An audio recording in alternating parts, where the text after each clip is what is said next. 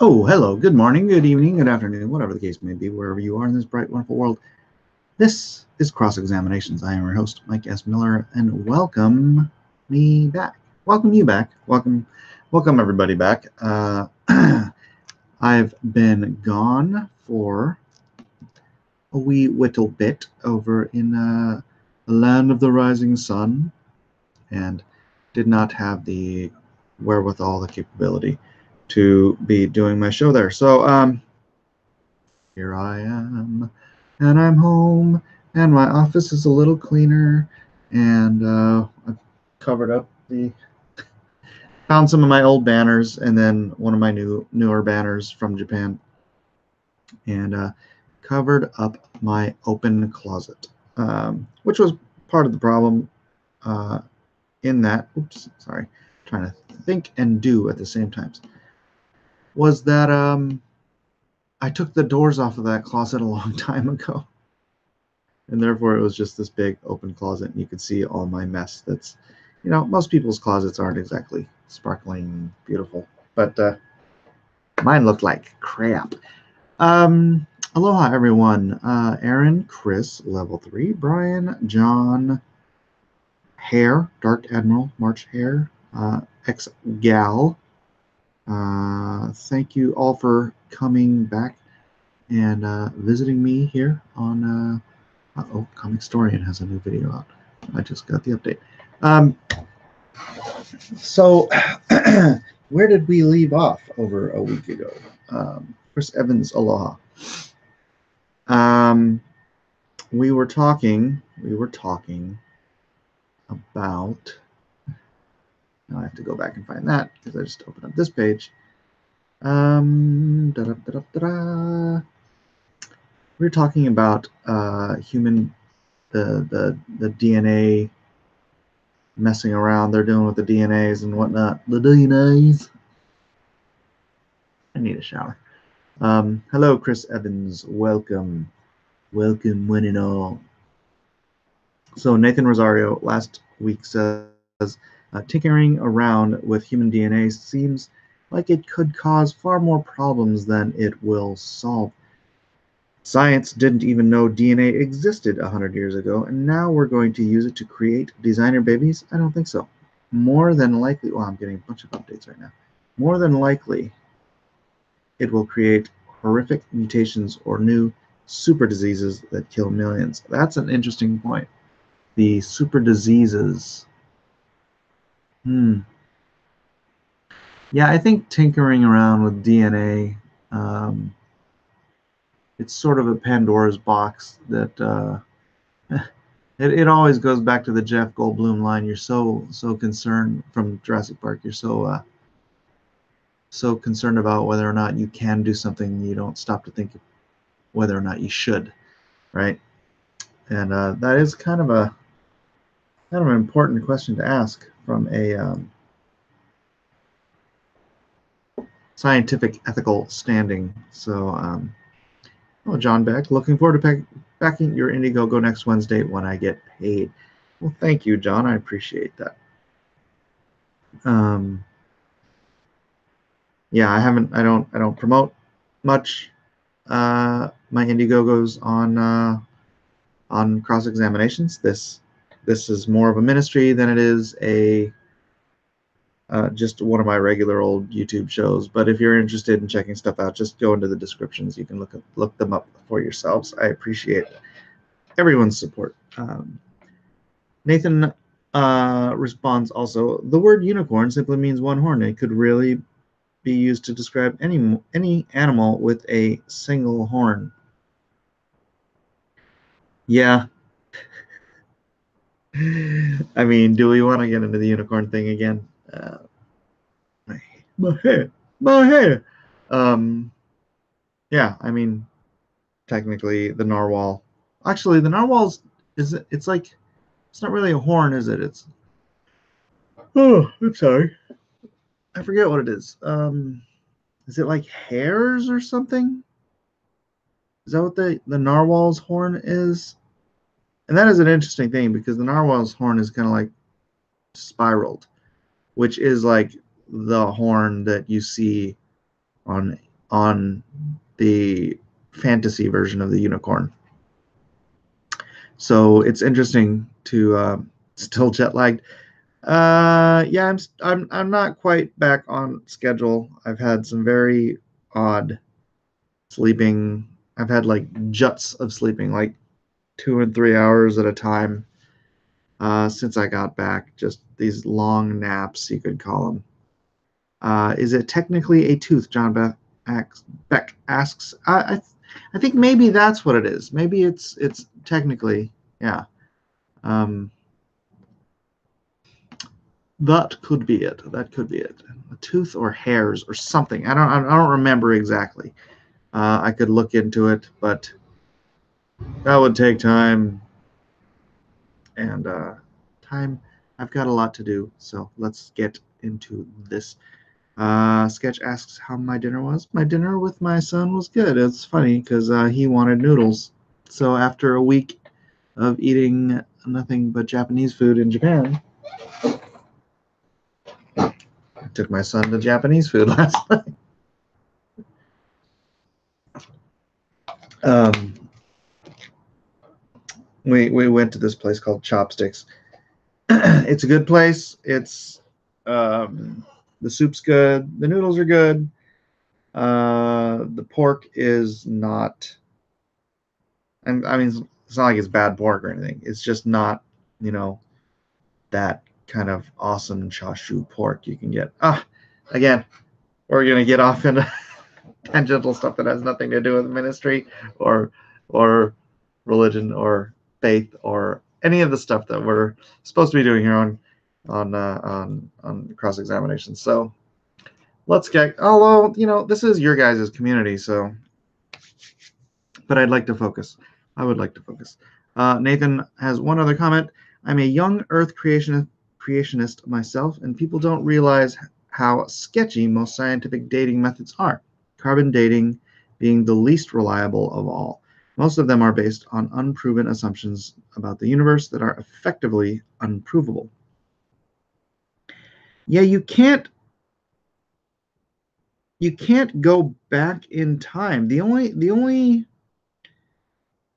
things that are locked in time and outside of the realm of theory are historical events that are dated, right? So when you have these efforts by science to say how to date something, they're using theoretical models, and they're based on science. They're based on testing, but unfortunately, they can't test the accuracy of their dating methods beyond anything which has a set point in time, right? You could date something back to the birth of Christ if you know something, so like C14 dating and whatnot. Thank you, Dr. Fantastic. I'm glad to be back. He says, welcome back. So okay, so you say you have Billy the Kid's hat, right? And you can carbon date that and test it and make sure, but you already know the date, right? You have Billy the Kid's hat, so it was, what was that? Late 1800s. In fact, you could have roughly the exact date. He was an adult, blah, blah, blah. You have a certain timeline. You could carbon date that. You could go back to King Tutankhamun's corpse, and you can carbon date that, or his mummy. You can carbon date that, and you can get basically you can carbon date something as long as you know how old it is already.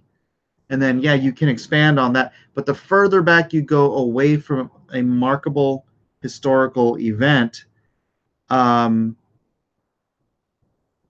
more unreliable it gets, because there's nothing to lock that information down upon. So, and then they say you can't carbon date anything older than 50,000 years. I can't remember exactly what that reasoning is. But you should be able to carbon date anything that's got carbon in it, which means, oh, the soft material from dinosaur bones. I mean, the soft tissue from dinosaur bones. Yeah, you should be able to carbon date those, right? Because they've still got carbon in them. I don't know. I don't want to get too far afield. All I know is they coal carbon dates to about 12,000 years. This was a funny example of one of the young Earth creationists. I went to this science chat room, like it's all just scientists. I don't remember how I found it. I was Googling around, and I found this one guy who was in an argument with young Earth creationist, and he asked the room. He was obviously an old Earth evolutionist, and he asked the room. He's like, "This creationist I'm debating with keeps bringing up the fact that coal obviously is carbon and datable, and it dates to like 10 to 12,000 years old." And he's like, "I need an answer for this." And it was like, it was this was back in the days of message boards. So it was a message board of just dozens, if not hundreds, of scientists from every field who were in there, and none of them had an answer. They were all trying to come up with, things you could say, but none of them legitimately had an answer for why coal, which is supposed to be millions upon millions of years old, always carbon dates between, I think, 10 and 12,000 years.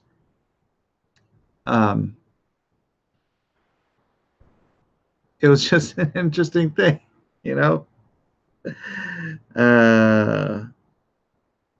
Dragon says the dating methods are based on cross-checking like every other bit of reliable information. Right, and if you can't cross-check, then it becomes unreliable. Who would want to date coal when you have a hot wife like you? Whoa, zing! Jay said, let's see, how's dinner? Technically a tooth. Welcome back. The pork. Dragon says people aren't supposed to eat pork according to the Bible. Well, if you are still under the Levitical law, then you are not supposed to eat pork religiously. If you are a health-minded person who wants to follow the dietary laws of the Bible out of health consciousness, then you should not eat pork. But the reason we know in today's world, through medical and scientific evidence, that eating raw pork can be detrimental to your health. Same thing with eating raw shellfish, which is still delicious. You don't want to eat certain raw shellfishes, but the clean and unclean animals thing in Leviticus is there for the health benefits of the Jews, and so still the law is still good. The law is still smart, but the law we are no longer under because of Christ and his fulfillment of that law. Sorry, I am still a little jet lagged, so my brain is a little fuzzy. Brian the Observer says, what proves a young Earth to me is that if the world were as old as they say, we would have destroyed ourselves already. Yeah, one of the interesting arguments I like to make, because I saw Dinesh D'Souza make it against Christopher Hitchens on multiple occasions, and Hitchens could never, ever explain it, because Hitchens would always say that mankind has been essentially unchanged for about the last 250,000 years. And then Dinesh D'Souza would come back, well, if that's the case, and mankind has been here for 250,000 years, as you said, essentially unchanged, why did it take them until 4,000 years ago to make their first structures? And if you just do a simple Google search, you'll find that the oldest man-made structures on Earth are all within around 4,000 years old. And Christopher Hitchens knew this was true, and he was always flummoxed when asked this question, because what were they doing for the other 249,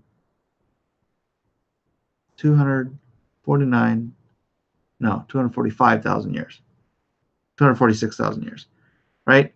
I mean, the earliest standing structures on Earth, they're stacked rocks, right?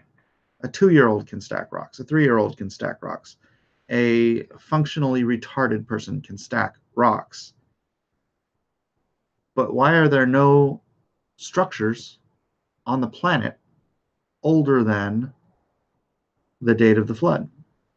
At least no standing structures, right? There may be structures that have been buried by the flood. But there are no standing structures older than the age of the flood. And riddle me this if you don't believe in the flood, or riddle me that if you believe in humankind being 250,000 years old. Why couldn't they stack rocks 5,000 years ago, or 6,000 years ago, or 7,000 years ago, or 10,000 years ago, or 50,000 years ago? Why did they only start stacking rocks after the date of the worldwide flood? Interesting question. Dragon says the oldest structures date back to 10 to 14,000 years ago. They don't. There are conjectures of that, but I think the ones, I mean, you can look back.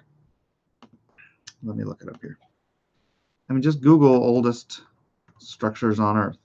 Man-made. Oldest man-made structures on Earth.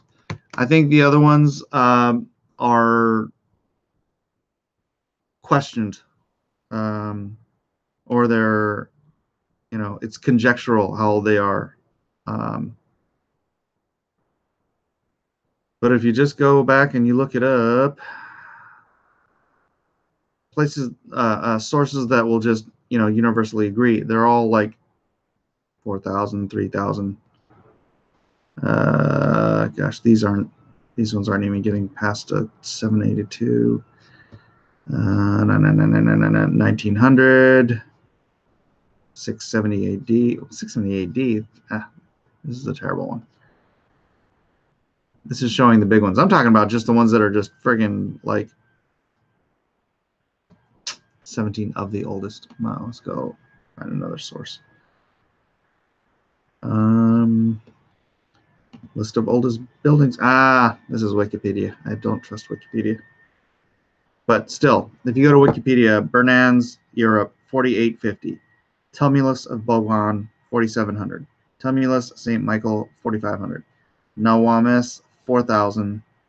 Mont Dacodi, 4000. Nap of Howard, 3700. Gigantia, 3700. West Kennet, Longborough, 3650.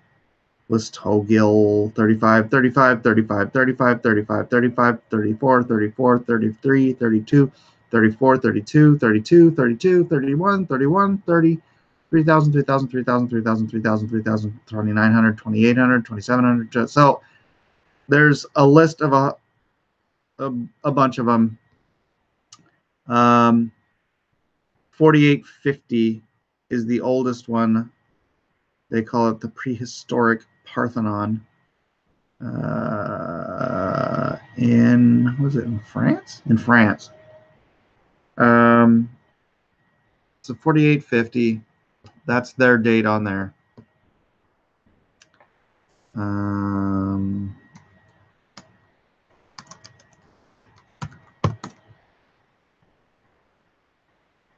yeah, there are speculated. Yeah, go Göbekli Tepe is I believe that was unearthed, right? Göbekli Tepe is a dig, which means it could very well have been buried. So we're talking about the oldest structures, standing structures on Earth. And so, yeah, they all date back. I mean, the oldest ones date back roughly to, let's see, estimated 2348 BC, which is about, 43, 40, almost 4,400 years ago. So they're dating back right about the same time. This one's off by 400 years if it's correct, if the dating is correct. 4,700, 4,500. But there's an explosion of them, like all over the Europe, South America, Asia, from 44,000 to 3,000. So within the span of 1,000 years, you had structures being built all over the Earth, man-made structures that have stood to this day because they're just stacking rocks. So where were we? Where was mankind's ability to stack rocks for 250,000 years if mankind has been essentially unchanged since a quarter of a billion years ago, right? It doesn't make sense. And what I loved about that is I thought Christopher Hitchens was great because he was an atheist, but he was so bloody smart and so generally intellectually honest, that he was just like, yeah, he didn't have an excuse. And then I'll argue with people, and they'll come up, well, we used to build, like tents and stuff. It's like, it's stacking rocks.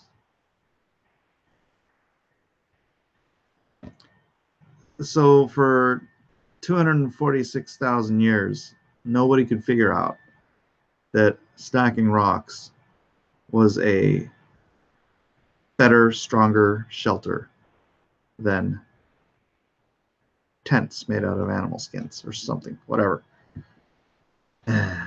It's silly.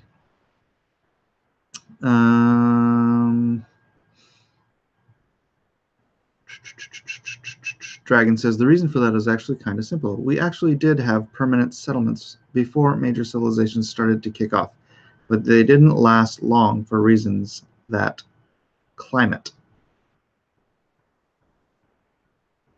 didn't hold true for long and people gave them up quickly. Yeah, I don't buy that.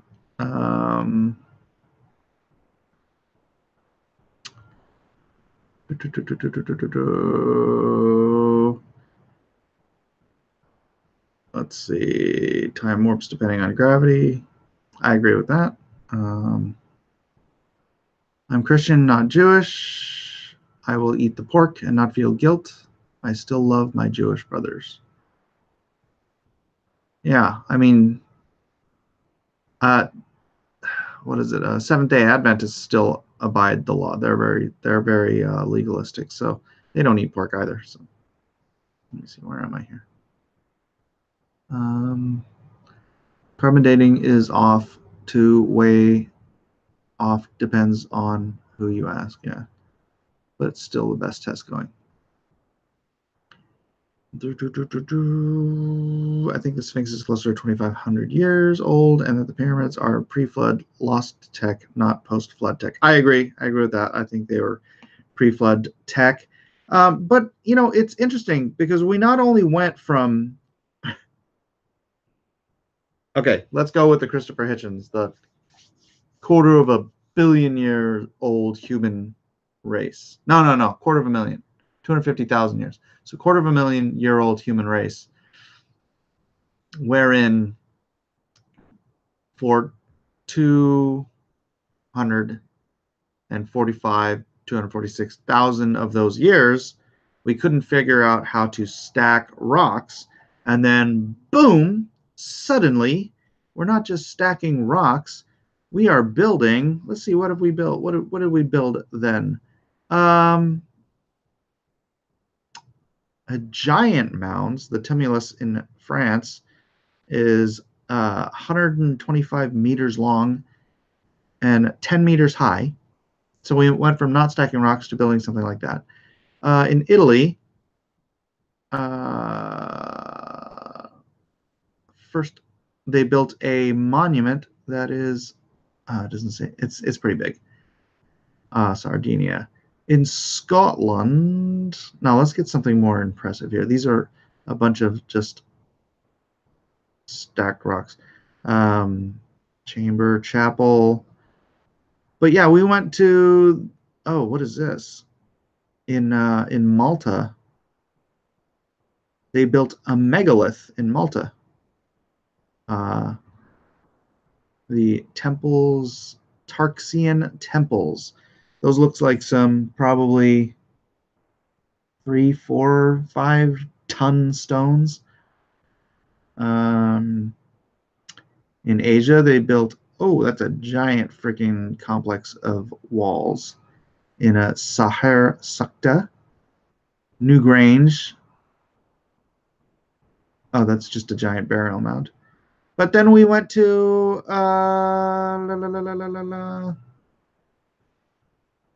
the 15 feet on each side. The May Shao in Scotland is a tomb.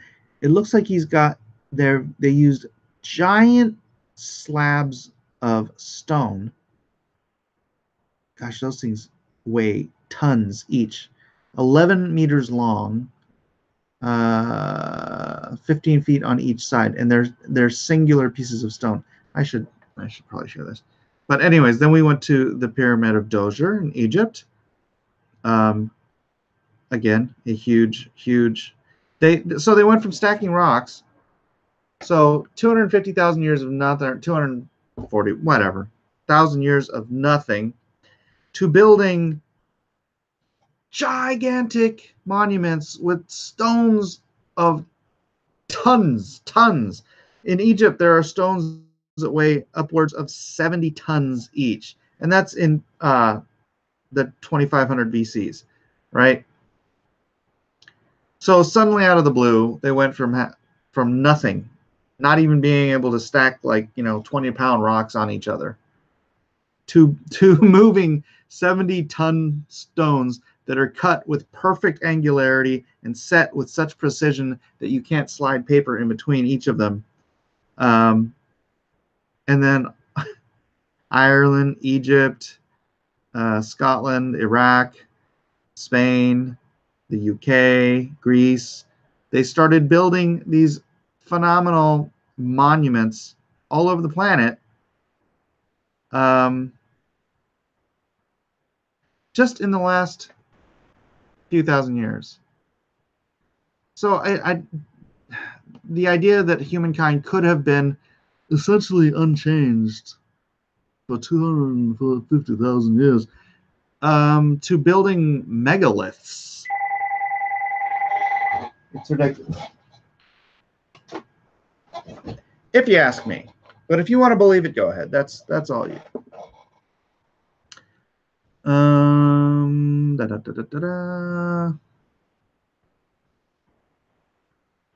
Blacklist. Problems trying to explain polar grasp of time. Gods are not the same. Scripture kind of explains it to you. No, to you, the passage.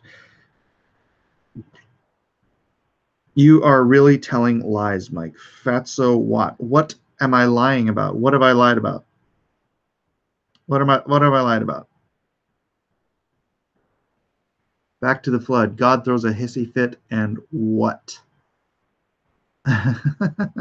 Fitting narratives is the Bible story. I'm reading Fatso's trolling me. That's fine. I like I don't mind people arguing.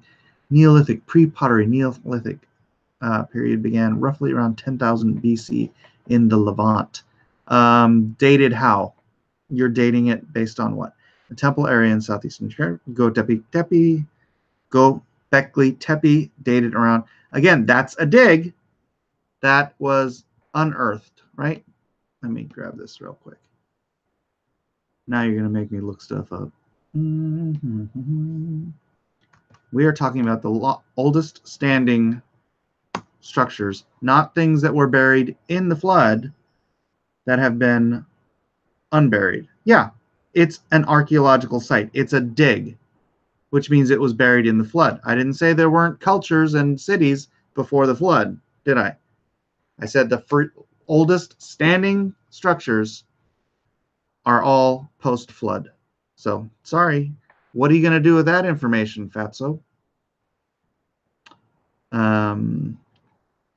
Why worry about a flood? There have been many. Why are the oldest standing structures post-flood date or thereabouts? Because we don't have an exact date on the flood either, but we know the rough time.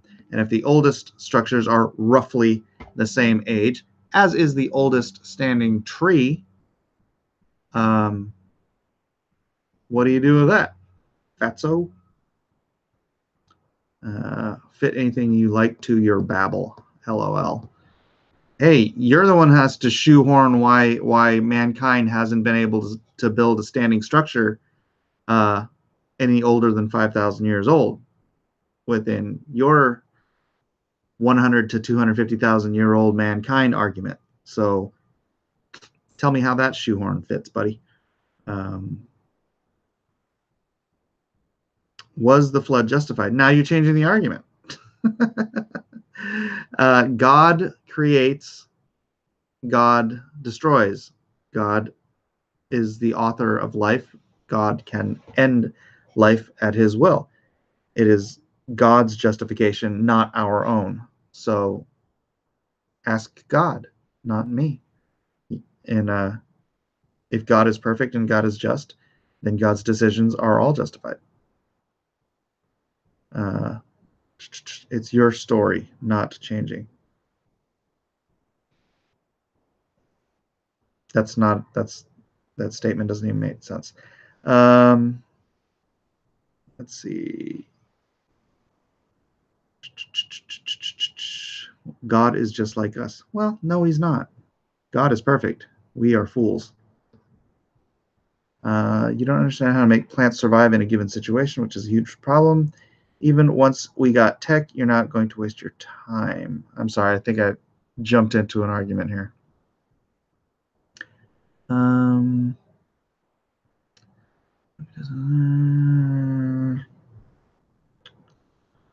Everyone places their faith in something. People that believe the Earth is 14 bazillion years old because of carbon dating and other methods place their faith in science. Yeah, they place their faith in the unknown and the unknowable.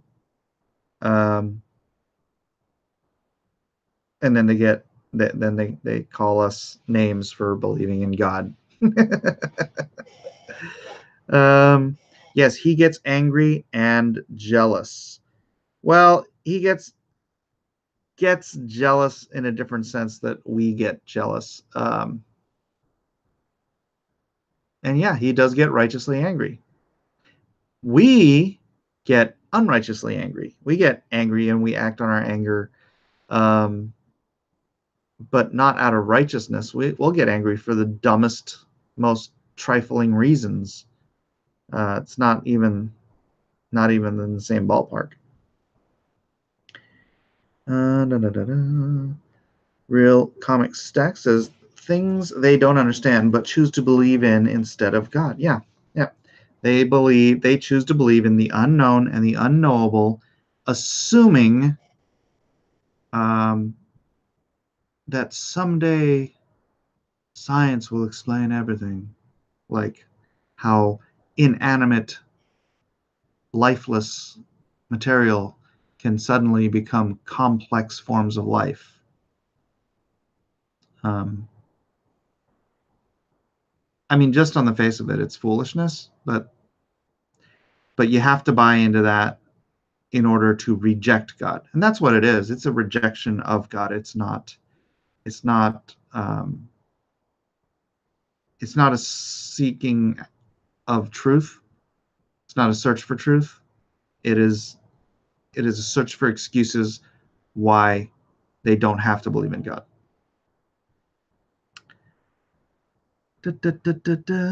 String theory is faith. Same reason they couldn't do things for hundreds of thousands of years, and then we could.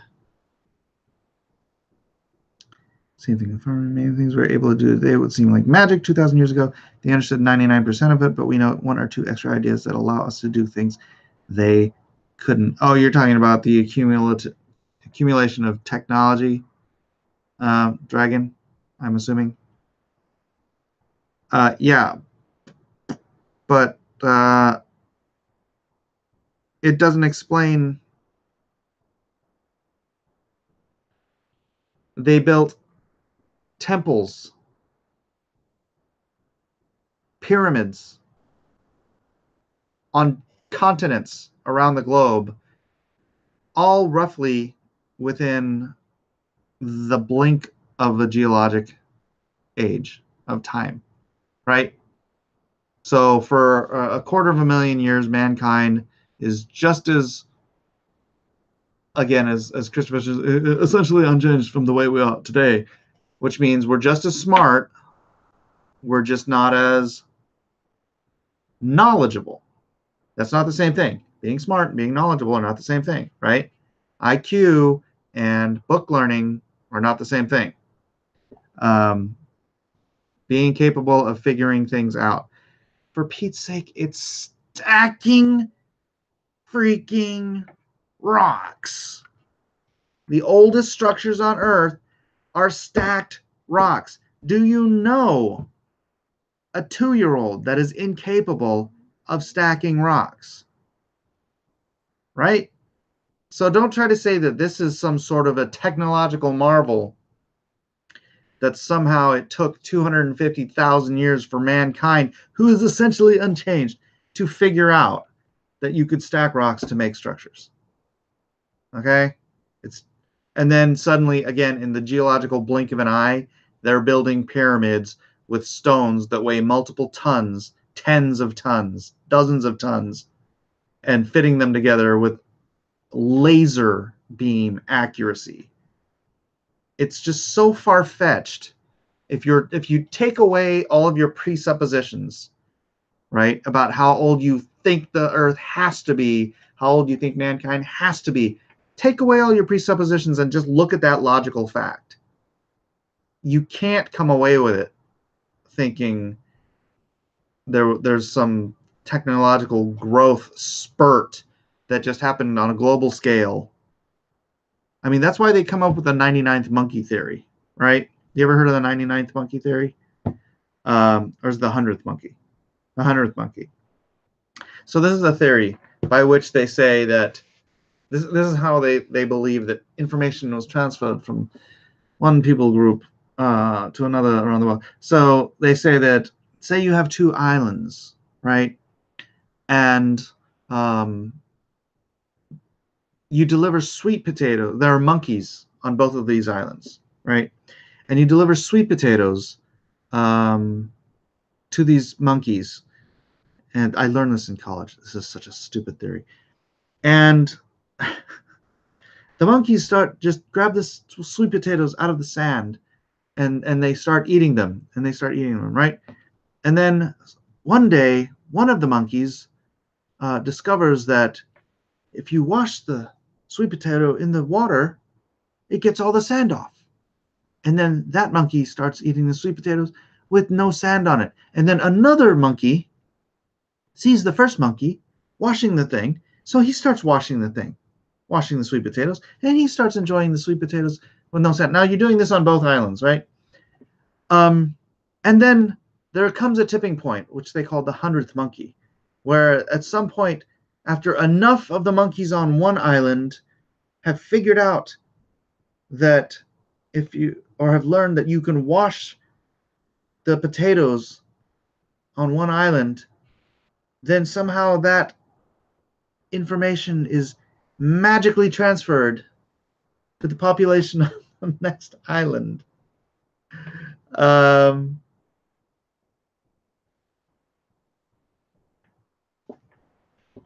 This is a theory they taught in at least in my day. I don't know if this theory they're still teaching this crap, but this is a theory they tried to teach me in college for how the transfer of information from one body of people to an unrelated body of people somewhere else could have happened, so that, boom, all the people around the world started building stone temples and stone structures and out of stones, all roughly in the same geological time period. It's such theoretical bull crap. This is the kind of stretching people have to do in order to adhere to this mindset that mankind is, 250,000 years old.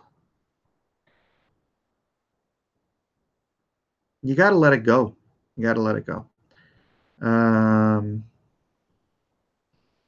Fatso, you need to focus, man. You are all over the place. People assume that the gods have our best interest at heart. God does, the singular God. God is a psycho St. John philosopher, if I was to believe the Bible. I think if you were to believe the Bible, you wouldn't think that at all.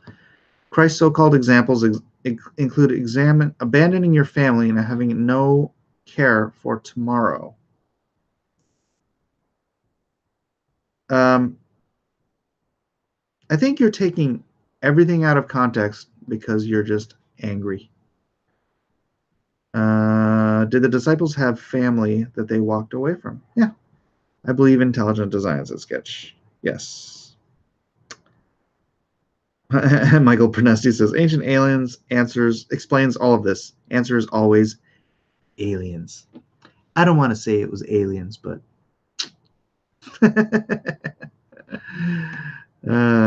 even if it's 250,000 years, that's still young if you believe in old Earth creation.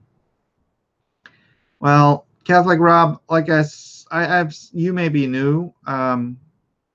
Actually, you're relatively new, I think.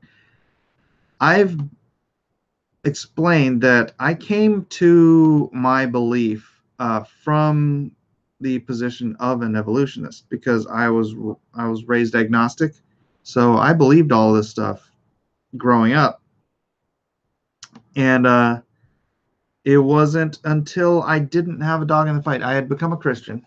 I'd become a believer in the scriptures, and I was a theistic evolutionist. So I took everything that I had already believed growing up, everything the media and education had pumped into my brain for 2 decades, relentlessly every day.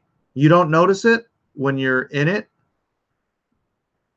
but just watch TV, read the news. Evolution is this assumption that the assumption is that everyone believes it, so it is propagandized into everyone's thought as fact. And so that's where I came from when I became a Christian. I was like, okay, obviously evolution is fact.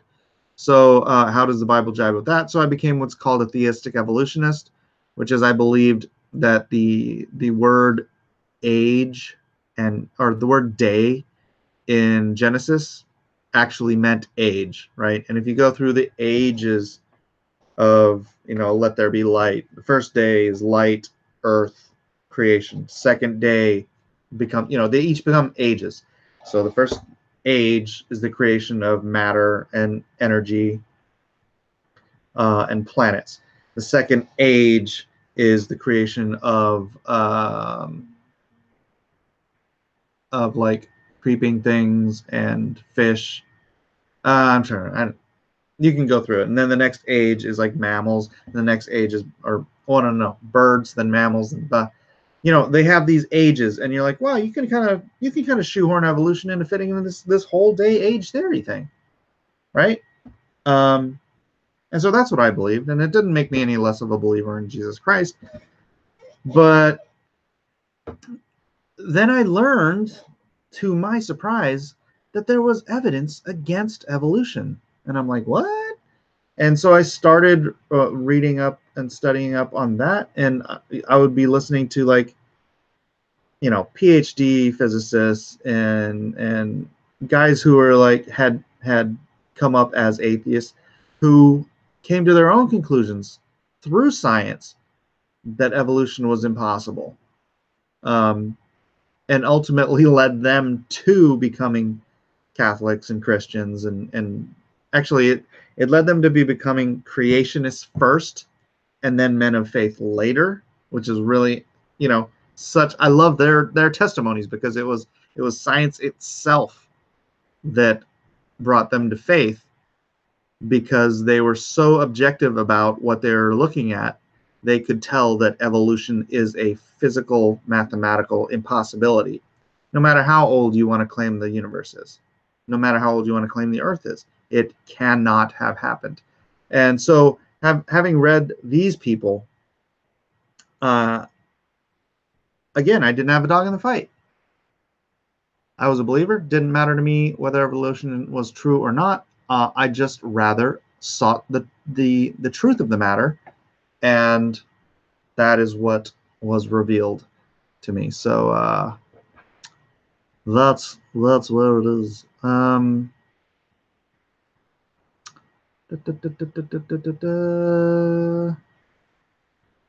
We always take things out of context, so discussion is over, says Fatso.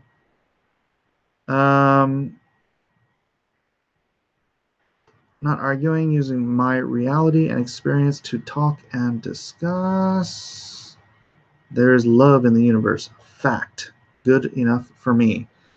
Prove there is love in the universe. And where does love come from? And what is love? What is love? Telling falsehoods has to be called out. He had no proof. Tell me what falsehoods I'm. Be specific, Fatso, and don't try to bring up a bunch of different arguments. Focus on one argument. Focus on one discussion. Tell me what falsehood I am spewing, and I will correct you, because I am not. Sketch point says, yeah, so we learned from farming 5,000 years ago, but somehow couldn't for 24, yeah, a quarter of a million years.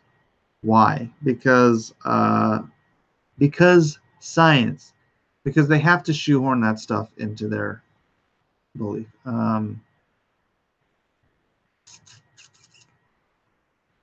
Catholic Rob says he is sympathetic to all views. Dark Admiral's gotta go. Peace out. Jesus paid the ultimate price for your soul. What do you hope to accomplish by arguing? Asks Brian.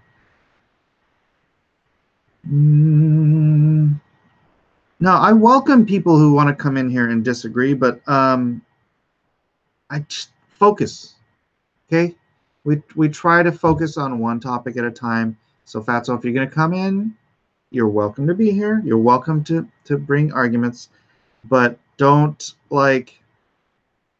and I understand in the chat that you end up it breaks apart and it becomes these things.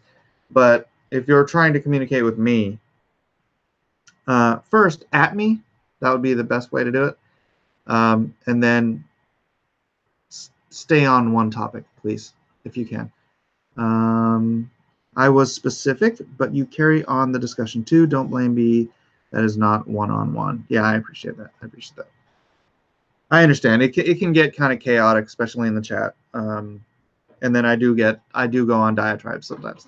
But I do appreciate you being here, and I appreciate your point of view. I'm just disagreeing with it. So, Molinism. Molinism? What is Molinism, Matt? I don't know what that is. Dragon says, anyone that has built up a skill knows that you learn tons of stuff but can't figure out how to do a given thing. And then you learn that one thing and suddenly you improve very fast. Yeah, so again, it goes back to the argument of a quarter million years of humankind,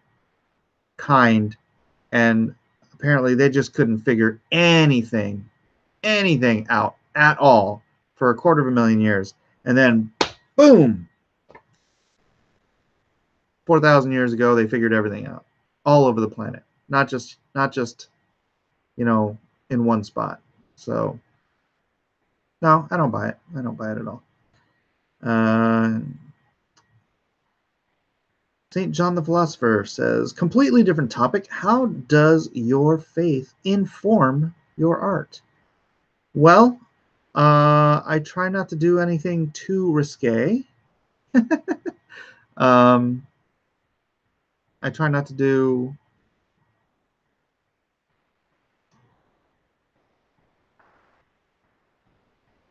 I don't know. There's thing I try not to. It's hard to study anatomy so much. Like I can't go take a life drawing class with nude models, because it's really different. Actually, I'm so much older now. Maybe no, that'd be good.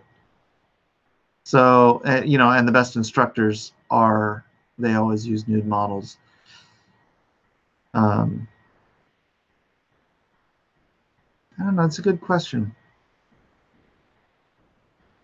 I try to do my best, but that's not really something I learned from Christianity. That's just sort of my odd objectivist thing where you do your best. That's kind of like a family motto here. You do your best, or don't do it at all. That's an interesting question. I'll have to think about that. Catholic Rob says he loves me. Love you too, man. Fatso says, I have respect for goodness. I just don't need to be told that I am a piece of crap until a god decides otherwise. Oh, and now you're going to dinner. All right, Fatso. I'm gonna approach that though. You don't need to be told you're a piece of crap. I already knew I was a piece of crap before I came to faith. But I was a piece of crap, and I embraced it. I was one of these proud a-holes. So, I was honest to a fault, which is why I laugh when you say I'm lying, because I didn't even lie before, or I tried not to lie. I'm very adamantly truthful, and before it was like I would consider being honest to a fault a high ideal. I'll tell you anything. I don't care if it hurts your feelings. I'm being honest. It was like an excuse to hurt people's feelings was by being brutally honest. And I actually became more tactful and a better person about that sort of thing. Not less honest, just more tactful about it as a Christian. Because rather than putting an ideal first, I try to put people first, right? And is that an ideal? I think that's love. That's what love is. Love is putting other people's needs first, right? Caring more about others than you do about yourself. That's love. And so that overwrote my ideological righteousness of being so honest that it didn't matter if it hurt people. So yeah. So whether or not you're a quote unquote piece of crap, you don't have to be have a God tell you that. I'm pretty sure you know that in your own heart that you do bad things all the time. I mean, I do bad things all the time, and I'm a believer. So that just means that I try not to, but I fail. But just embracing the fact that you do bad things, I don't know. I don't think it makes you you know, bad people do good things. Good people do bad things. That doesn't define whether you're good or bad. Gosh, I don't even know what I'm trying to say here. Let me focus my thoughts. Just that we all have our own problems. We all suffer our own sins, and unfortunately, other people suffer our sins too. And owning up to it, it doesn't make you a good person. It does make you a better person. Um, I mean, it's any. What do they say that recognizing that you have a problem is the first step towards solving it, right? So that's what confession is on a very practical matter, on a practical basis, not even on a religious basis. Confession that, as you say, you are a piece of crap. Not the way I would say it generally, but confessing that you do bad things, confessing that you do wrong things, that you think wrong things, that you have evil thoughts, right? Even if you don't act on them, that you do evil deeds, that you have hurt other people. Confessing all these things, again, not even religiously, just on a functional basis. That's how you address the problems in your own life to become a better person, right?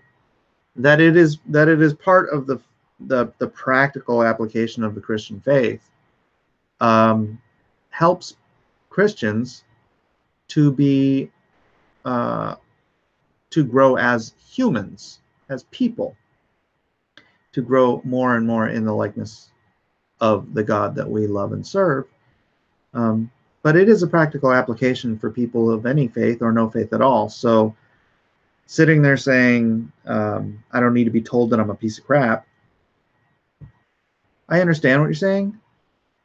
Um, but maybe if you could just step back and just as a believer in whatever you do believe, just step back and say, well, let me write down all the crappy things that I actually do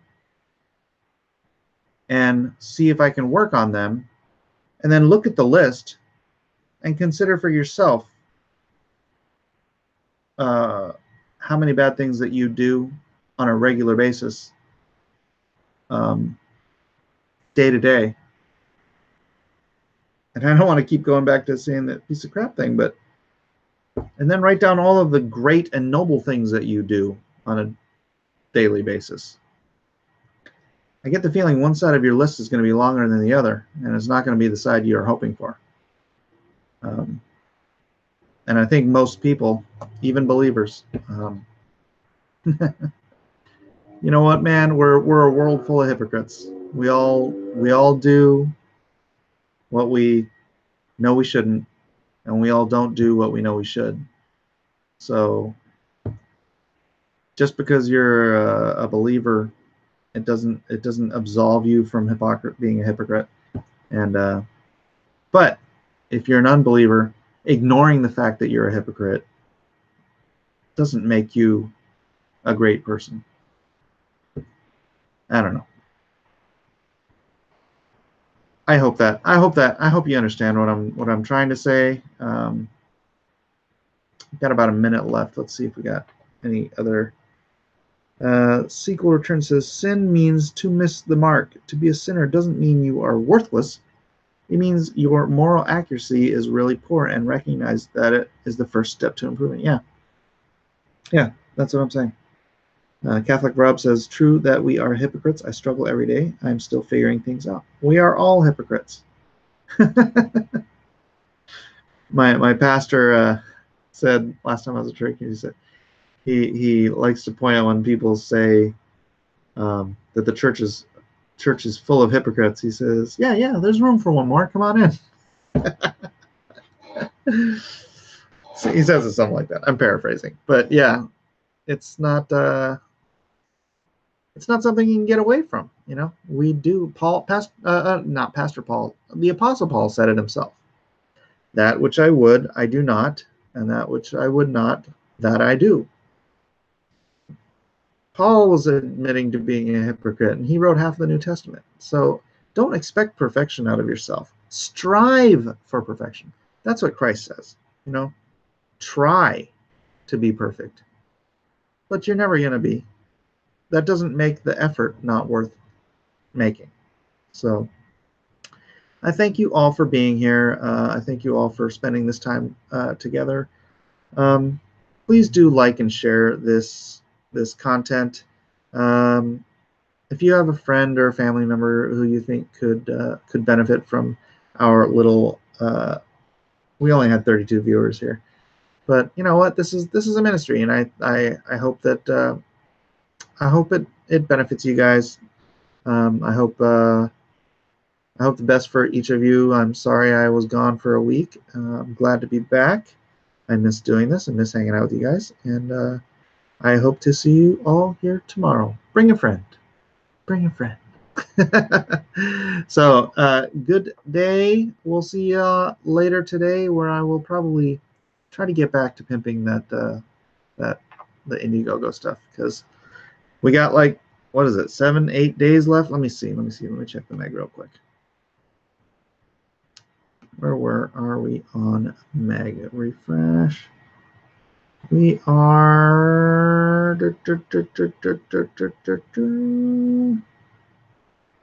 8 days left. We have 8 days left on the Meg. So yeah. Again, do check them out. They are in the description. Other than that, thanks everyone for being here. Love you all. Good luck and God bless. Well, not good luck. Godspeed. God bless. Peace out.